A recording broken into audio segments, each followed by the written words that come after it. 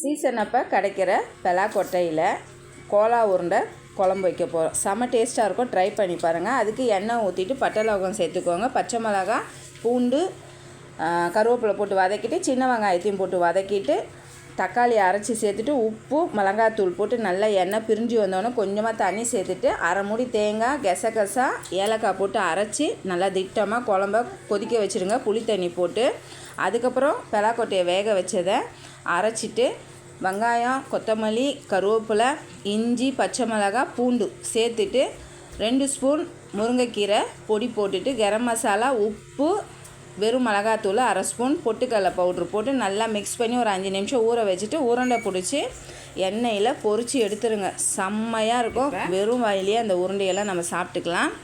அதுக்கப்புறம் நல்லா மலர்ந்து வந்த குழம்புல நம்ம இந்த கோலா உருண்டையை சேர்த்து கொத்தமல்லி போட்டு சாப்பிட்டு பாருங்கள். சூப்பராக இருக்கும். உண்மையாக ட்ரை பண்ணி பாருங்கள்.